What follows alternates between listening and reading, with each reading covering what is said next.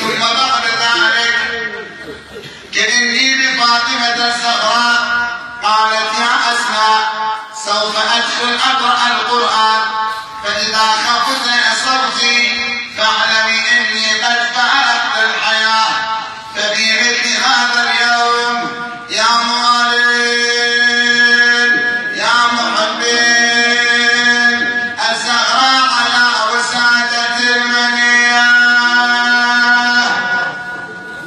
تشهدت الشهادتين وهي تكثر من قول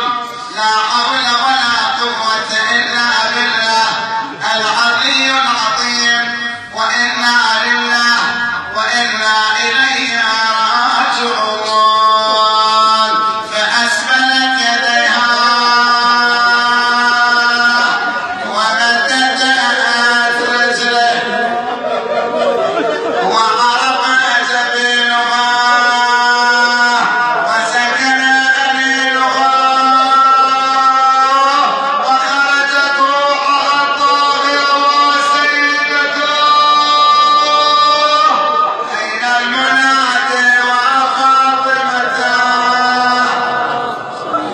أين المنادي وعليها أين المنادي ومحمد بينما هي كذلك دخل الحسن جلس الحسن عند رأسه يجلها يما يا يما يا يما يا نحل الولد لقاه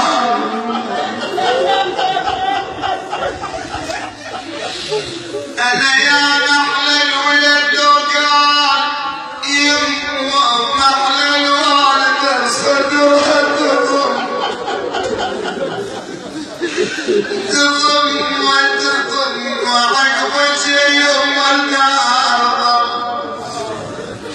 ثم حملوا الزهراء مثل ما ترون الآن كأن هذا التشييع الرمزي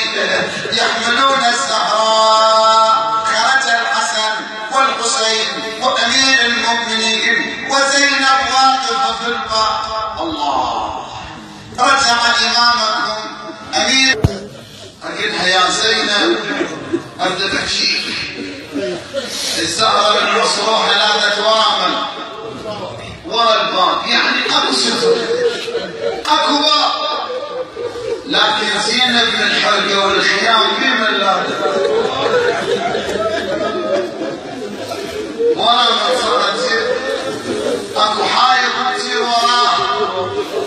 اكو باب انا وانت نسجي تصيح يا زينب من تصيح وصابر صار زينب بكربلاء يم الحسين وتوجهت للزهراء ارمي على التراب تصير الشيخ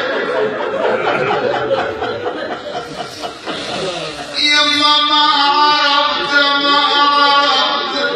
وقايف العجي يما